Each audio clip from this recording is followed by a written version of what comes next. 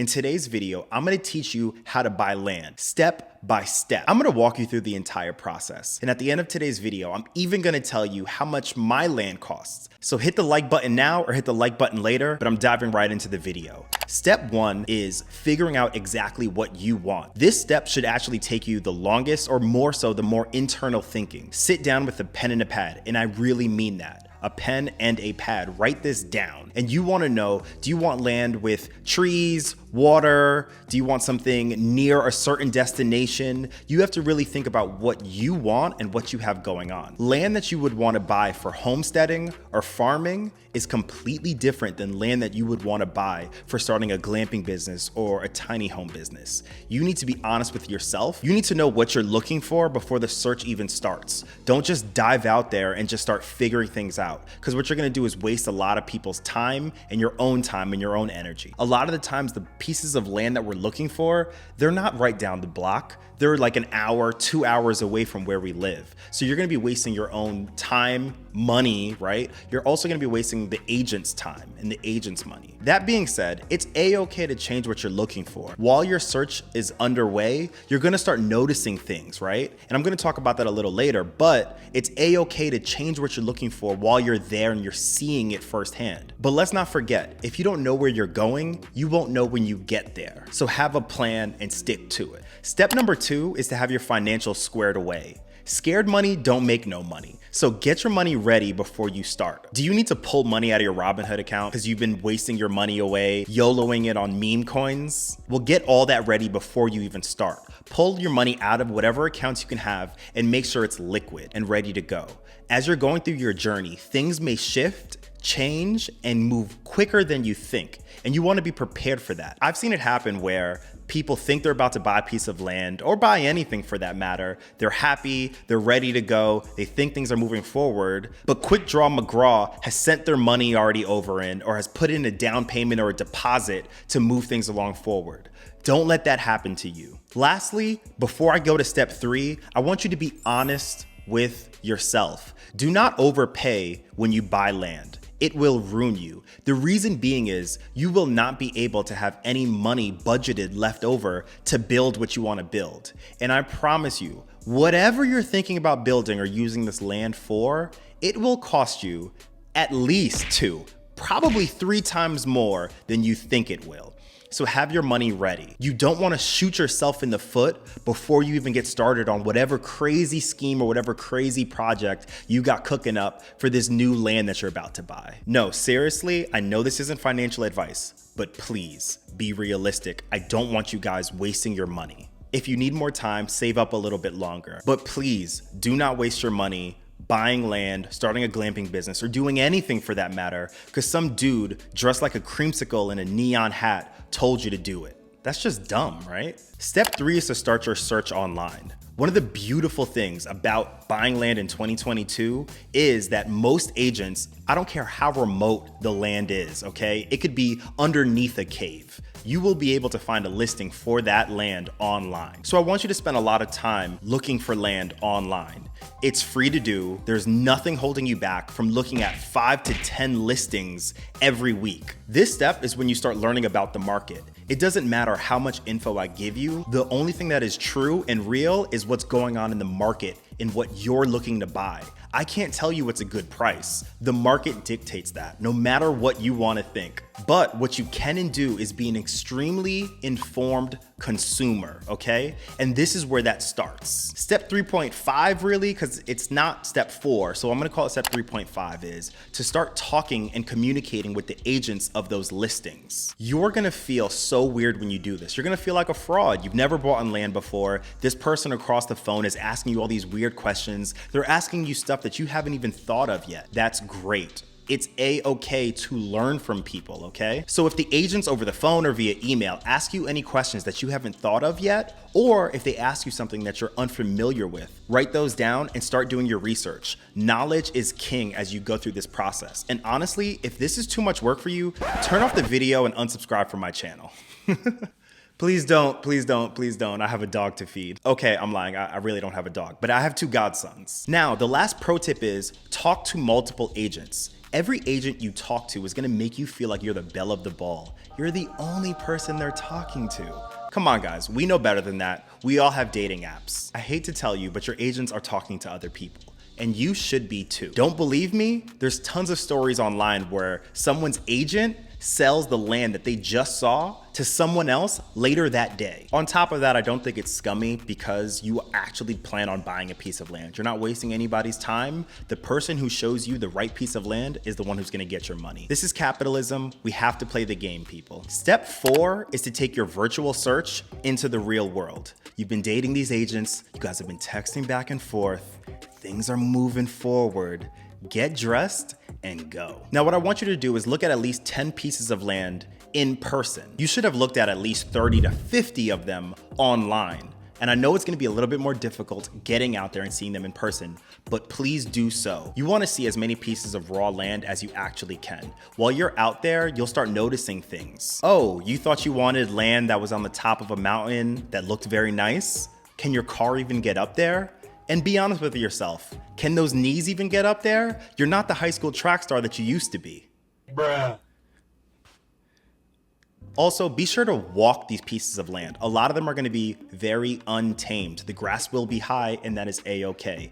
What I did was I went to Walmart, I bought these rain boots or these like metal work boots or whatever. They were like 30 bucks and I would keep them in my car. And whenever I would go see a piece of land, I would just pop those boots on and walk it. Sometimes the agent isn't even ready to look at land. And I just told her, hey, I'll be right back. I wanna go and actually see this parcel of land. But again, be sure to look at way more land than you would think that you would need to. This will give you so much of a better understanding of what's really out there on the market. Also, go with the flow with your agent. That person is most likely much more skilled than you on the art of buying land. Listen to their advice, listen to their feedback, ask them a ton of questions. A good agent is someone that you sit down with and you feel as though you're across from a teacher. They have a teacher's heart or a teacher's mentality. They're not telling you what you want, they're asking you what you want and informing you on other options or the reasons why you may or may not want that. If you're asking your agent questions and they get crabby or annoyed or they're rushing you off the phone, hang up the phone, work with someone else. There are so many agents out there that want your hard-earned cash. Give it to someone who has earned it. In total, I looked at probably about 12 to 13 pieces of land. The one I ended up buying, I didn't even find myself. My agent was the one who recommended that we go check out something else that she thought would be a good fit for me. This is what I'm talking about. When you find a great agent, you will know it and you will understand it. Now remember, I'm not special. I am dashingly handsome, but I am not special. You can find an agent out there as long as you continue to put yourself out there. I keep making these jokes like online dating, but it really is like that. Another big thing you want to ask your agent and yourself is, are you subscribed to the YouTube channel Keep It Tiny? They give amazing advice on glamping, Airbnbs, buying land, and the entire business of tiny homes and tiny living. I might be a little biased, but I'm telling you, if you're not subscribed, you might want to do that now. We have a very, very big year planned out ahead of us. Step 5 is to practice doing research on a piece of land that you think you may want to buy. What do I mean by that? As you're going through the journey of looking at different parcels of land, and this is after you've looked at them in person, what I want you to do is do a deep dive on a couple pieces of land, especially the ones that you think you may want to put an offer on. Has the land flooded in the last 20 years? Are there any easements on this piece of land? Does this piece of land owe any back taxes from the last owner that will be passed on to the new owner? I made an entire video on these types of things that you need to look out for that will leave you dead in the water if you buy a piece of land with these things. Check the link in the description to check out that land buyers beware video. Now, one extra pro tip about doing your background research on these pieces of land is understanding that you are a human choosing to join a community. When you enter and buy a piece of land, you are entering that community with the same say-so as every other landowner there. But that being said, you need to understand what you're walking into. So what I want you to do is take a slow drive down Main Street of every one of these pieces of land that you're doing your deep dive on. Get a vibe for the town. get a vibe for the people. And what you need to do is look at the town and the community that you're choosing, you're self-selecting to enter. Do the people there match your moral values? Do they match your views on the world and how you choose to live your life? This is a very big decision, just like choosing who you're gonna marry. So I wanna make sure that you are comfortable.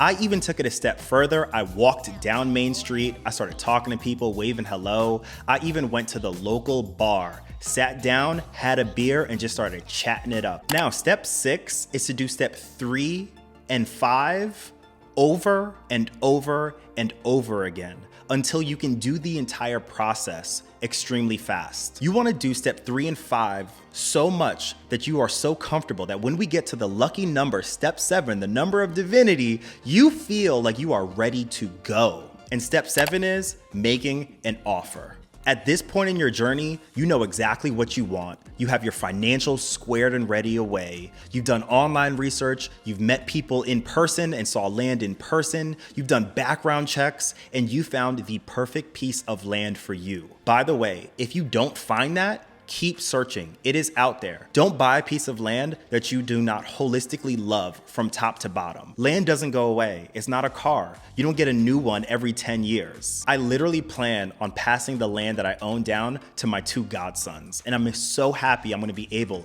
to pass down some wealth to them. Now, a couple of tips on making an offer. Make a direct offer that you feel comfortable with. Again, don't go overboard, even if the agent told you that someone else was just looking at it and all that other fun jazz. Oh, the seller says that someone else is right about to put in an offer? Fine, let them have it. Put in an offer that you feel comfortable with. On the flip side of that, do not nickel and dime yourself, okay? I'm saying put in an offer that you feel comfortable with. If you felt comfortable paying $20,000, but you think you should put an offer in at 22 or 23, that's perfectly fine.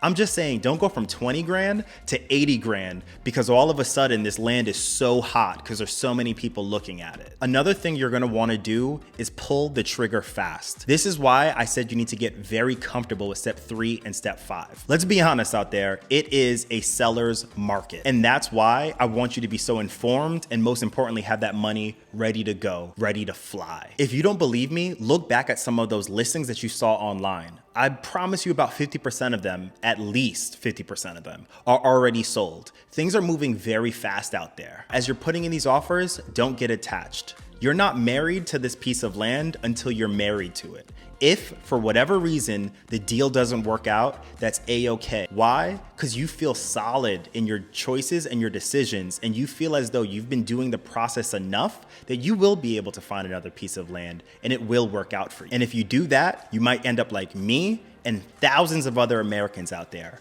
a landowner. Owning land is something extra special to me. My parents came to America in the 70s for a better life for themselves and for the kids that they were going to have. I'm lucky enough that I got a slice of the American dream. Now, for the moment you've all been waiting for, exactly how much my land costed. I'm a pretty private person. Hit the like button. I'm about to tell you something extremely personal. I paid $15,000 for these 3 acres. Do you think I overpaid? Do you think I got a deal? Let me know in the comments below. But first, let me tell you about my land. It has a river flowing through the middle. It sounds beautiful at night as you just hear the water flowing through. I'm happy that the water flows through my land and doesn't just sit on my land, such as a large pond or anything of that nature. I wanted moving water. The back half of my land has actually already been flattened and plateaued. I believe this was done by a previous owner. A neighbor told me that back in the 70s or 80s, there was a horse farm on my land. The best part is though, my land is right near a bunch of colleges, tourist destinations, and other things that would attract business to me. I followed steps 1 through 7 and got exactly what I was looking for. Check out these 2 videos, follow the advice I give you, and you could be just as happy as me.